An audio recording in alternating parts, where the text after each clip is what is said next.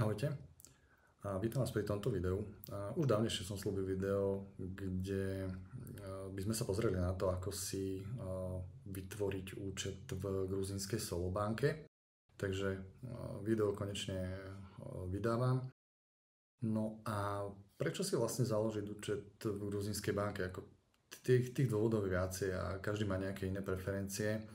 A u mňa napríklad jeden z dôvodov bol ten, že v Gruzínsku máme zainvestované a na druhej strane sú to aj nejaké politické dôvody. Ja dlhodobo nesúhlasím s politikou tejto našej vlády a jednoducho keď vidím, že to nikam už nevedie, tak proste ja radšej tie peniaze vyvezem niekde vonku a zainvestujem ich niekde, kde vidím, že proste tá krajina sa rozvíja a má nejakú dlhodobú víziu a určite Gruzínsko je jedna z týchto krajín. Čo sa týka Solobánky, je to prémiová banka, ktorá patrí pod Bank of Georgia a tým prémiovým klientom v Gruzínsku si môžete predstaviť človeka približne s našim slovenským platom. Gruzínske banky sú zároveň aj crypto-friendly, takže nehrozí vám tam nič také, že proste posielate si alebo dostanete peniaze z nejakej kryptoburzy a že by vám ich zamrazili, takže toto rozhodne sa vám určite nestane. No a samozrejme, že tých dôvodov je viacej. Ja v tomto videu ukážem, ako prebieha celý ten proces registrácie a potom si ukážeme aj vlastne to konto a jednotlivé tie možnosti, aké v rámci tejto banky máte. Takže poďme na to.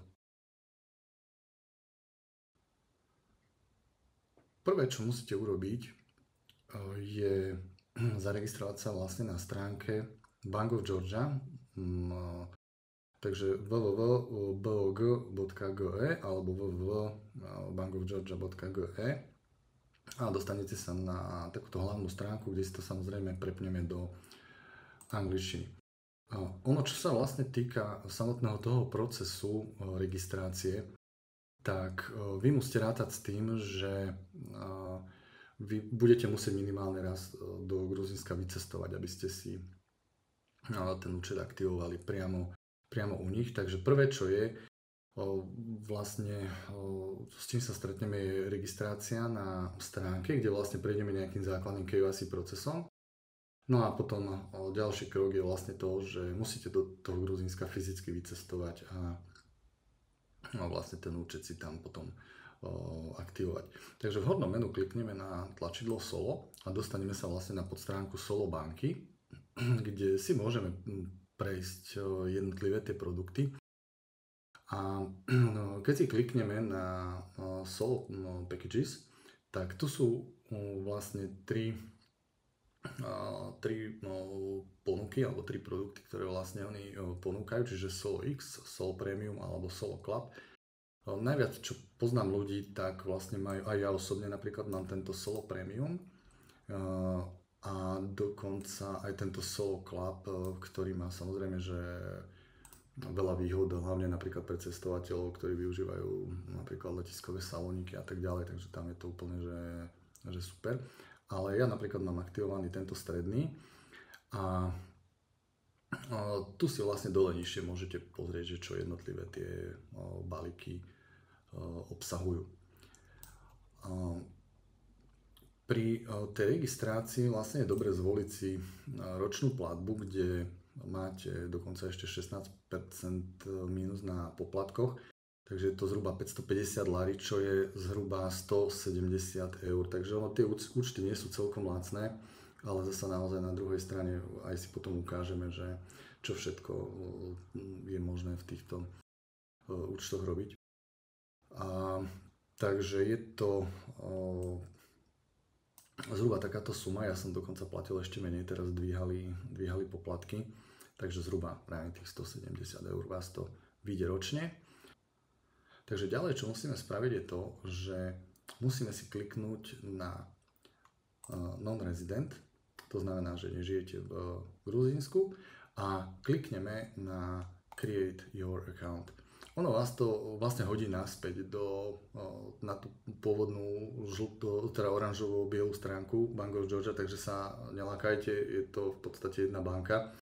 No a ja to ďalej vlastne nebudem celé preklikávať, keďže tam už účet mám, takže je potrebné, aby ste vlastne prešli celým týmto KYC procesom. No a keď si s ním prejdete, tak vám príde teda e-mail, že sa vám ozve vlastne niekto z banky do 2 dní. Samozrejme, že nikto sa neozval, ale to je v podstate jedno, vy keď prejdete tým KYC procesom, tak vlastne oni už tie vaše dáta majú. No a ďalší krok, ktorý si vlastne teraz ukážeme, je už len vycestovať do Gruzínska.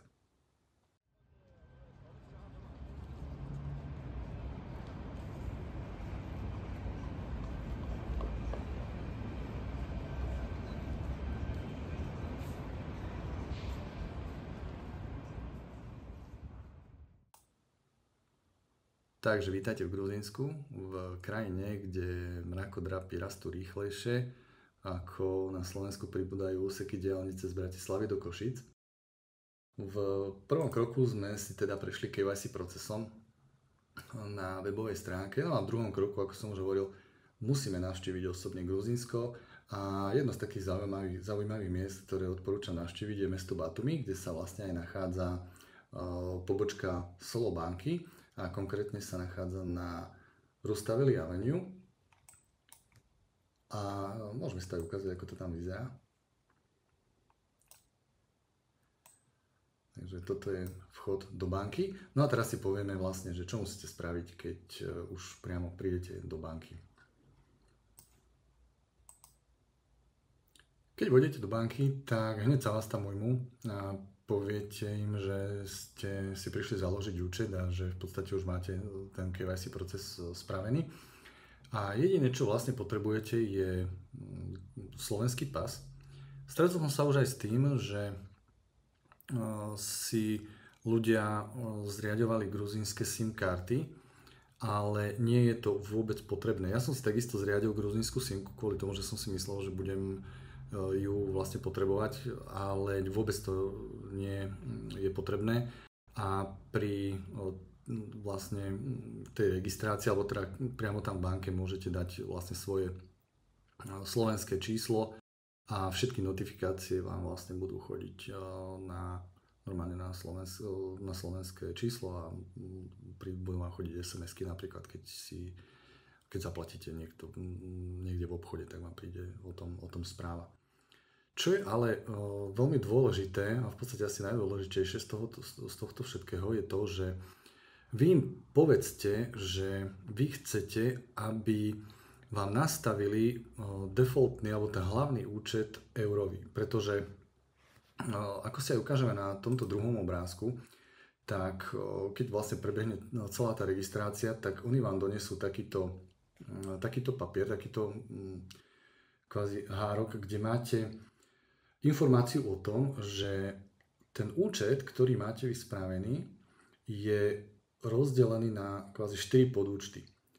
A prvý je vlastne účet evidovaný v Gruzínsku, v Tbilisi, na gruzínske lari. Druhý účet je evidovaný alebo druhý účet je na doláre, ako dolárový účet a ten je vedený v New Yorku.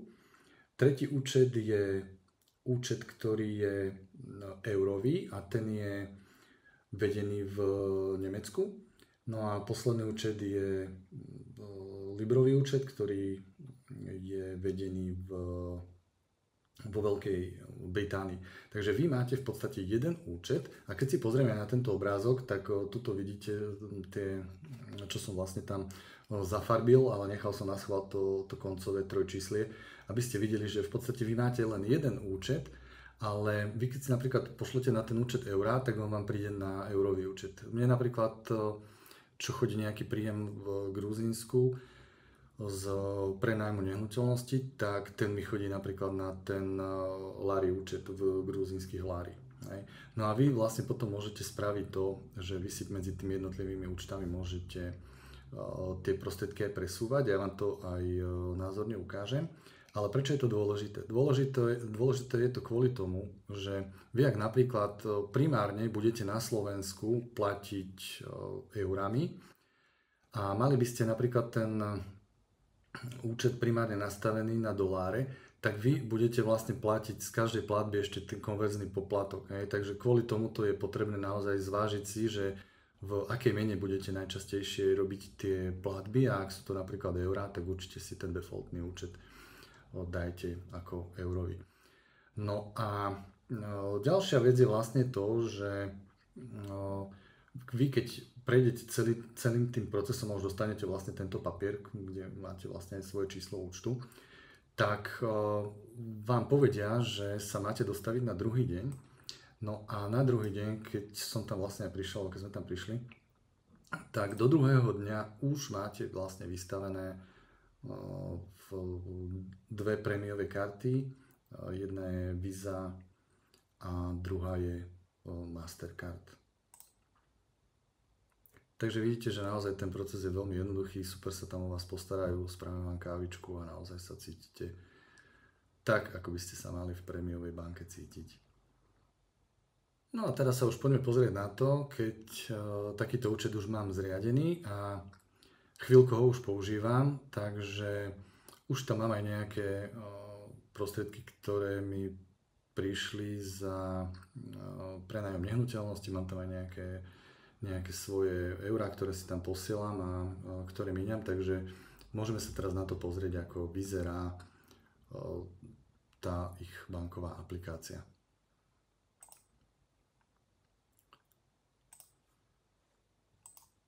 Takže na stránke Solo.e si vlastne vyberieme Internet Banking a dáme Retail.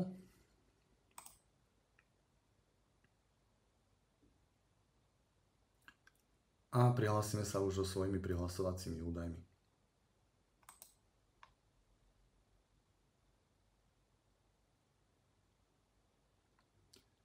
Vošli sme teda do toho konta, takže toto je moje reálne konto. Mám tam nejakých už pár eur, pár lari, čo mi prišlo vlastne za prenájom. Mám tam aj nejaké drobné, čo som si poslal vlastne zo Slovenska na nejakú tú ukážku, aby som vlastne toto video mohol spraviť, aby som vám ukázal, ako to reálne funguje. Takže tu už vidíme na tej hlavnej stránke, že vlastne máme tu tie 4 účty. Takže toto je účet lari, kde mám zhruba 5600 lari. Toto je dolárový účet, kde som si len tak just for fun poslal cez 5 dolárov. No a tu mám napríklad eurový účet, kde mám nejaký drobný zostatok, pár eur. No a čo je napríklad zaujímavé na tomto účte je vlastne to, že vy, ak máte napríklad v Gruzínsku nejaký väčší biznis alebo proste tam podnikáte, tak vy si priamo môžete túto Solo appku napojiť na daňový úrad a priamo cez vlastne túto aplikáciu vám budú chodiť napríklad nejaké tie daňové povinnosti a vy len vlastne odkliknete a uhradíte. Samozrejme, že máte tu aj nejaké ponuky, ktoré jednoducho môžete využívať. A toto musím povedať, že je dosť často mi chodia rôzne zľavy, napríklad 25%, že ak sa nachádzate v Batumi, je tam nejaký koncert a máte Solo kartu, napríklad Visa alebo Mastercard, tak máte zľavy, veľmi veľké zľavy a to isté aj do obchodných centier rôzne. No ale poďme sa pozrieť ešte ďalej, že vlastne čo sa tu nachádza. Je tu ináč tých možností veľmi veľa, no ale môžeme si pozrieť napríklad vlastne aj to, že ako ja na Slovensku míňam. Takže vidím, že vidíte, že míňam na bežné veci ako tankovanie, nákup v Lidli a tak ďalej a vidíme aj to, že vlastne nemám tu žiadne tie konverzné poplatky, takže ja mám vlastne ten účet nastavený na eurá. No a poďme teraz tie platby ešte pozrieť trošku viacej, ale možno ešte predtým by som klikol sem na účet a karty, takže tuto to vidíme ešte lepšie, že ako máme tie jednotlivé prostriedky na tých účtoch rozhádzané. No a ja napríklad, keby som chcel spraviť teda prevod, že si gruzínske lari prevediem na eurá, tak to vlastne môžem spraviť takto. Že kliknem si sem na transfer a môžem to z okolností, teraz sa mi to celkom aj hodí, takže môžem si to vyskúšať. Takže kliknem na účet, odkiaľ chcem. Takže z gruzínskych lari a kam. Takže chcem dáme na euráče a vyberiem, skúsim všetko, či mi to pôjde. 80. Takže vidím, že za 5600 lari dostane 1700 eur. A toto je vlastne kurz. No a skúsime, že či to pôjde. OK. A naozaj vidíme, že teraz vlastne skoro všetky tie prostriedky už máme na eurovom účte. A ešte mi tu zostali nejaké doláre, ale to už riešiť nebudem. OK, no dobre, no a poďme sa pozrieť ešte na tie prevody. Skúsim kliknúť niekde sem. Alebo dám takto, show all. No a skúsime si mrknúť aj to, že vlastne čo všetko tu môžete, alebo ako sa vám to tu eviduje. Takže tu vidíme, že vlastne platím bežné platby a môžeme si napríklad pozrieť takú zaujímavú vec. Kde som to tu mal? Napríklad tu. Vyberal som si peniaze v Tunisku na dovolenke, zhruba 200 eur. A tak vidíme, že napríklad ten poplatok za výber úplne v cudzej zemi je až 4 eurá. Ale čo vám chcem ešte ukázať je vlastne to, že posielal som si zo Slovenska 500 eur. Čiže aby ste mali prehľad o tom, že koľko stojí, keď si napríklad zo slovenskej banky pošlete peniaze do Gruzínska, do Solobanky. Čiže posielal som si 500 eur. Ale tým, že je to vlastne platba mimo Európskej únie, tak Slovenská banka, konkrétne Slovenská sporiteľňa, si strhla za to 20 eur a ešte si rovnako za to strhla peniaze aj Solobanka 12 eur. Takže vidíme, že ten prevod 500 eur ma stál až 32 eur, čo samozrejme, že nie je vôbec nejak ekonomicky výhodné. Takže ja vlastne odporúčam to, že vy keď si budete zo Slovenskej banky presúvať peniaze do Solobanky, tak robte to tak, že asi od tých 1000 eur viacej, inak sa vám to samozrejme, že neoplatí.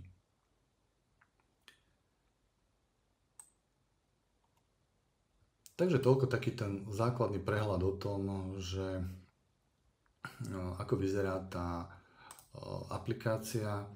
A samozrejme, že tých možností je tu viacej. Môžete tu riešiť nejaké poistenie, môžete tu riešiť rovno investovanie, ale to už je potom samozrejme na vás, že o čo konkrétne máte záujem. Takže naozaj len taký veľmi rýchly prehľad toho, že ako vyzerá táto aplikácia a že čo všetko môžete v tej aplikácii robiť, sledovať a tak ďalej.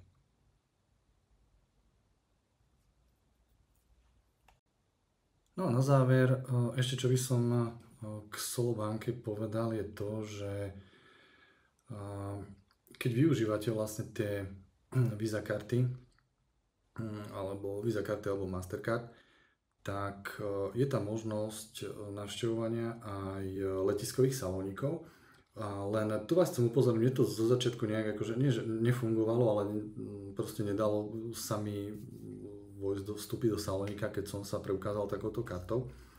No a vy tam musíte vlastne splniť tie podmienky, že musíte spraviť na tej karte obrat aspoň 1500 lari za 35 dní a až vtedy vlastne získate ako keby nárok na vstup do letiskového Salónika. Myslím, že máte 2 vstupy ročne zadarmo, ale keď používate Vizu, tak vlastne máte apku Visa Airport Companion a v spolupráci aj s Dragon-Key vy si tam môžete dokúpiť tie jednotlivé vstupy a potom vlastne pomocou QR kódu sa dostanete do Salónika.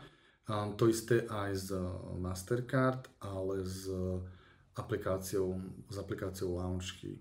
A tiež vlastne tam musíte spraviť nejaký obrat na tej karte, aby ste získali vlastne ten vstup do toho Salónika. No a asi posledná vec na záver je to, že vlastne vy ako majiteľ takéhoto účtu, máte aj bankéra na telefóne alebo proste na e-mailovej adrese a proste keď som práve riešil tieto salóniky, tak som vlastne napísal tejto bankérke mojej osobnej a odpoveď mi prišla asi do 15 minút, takže úplne super. Dobre, takže toľko na záver.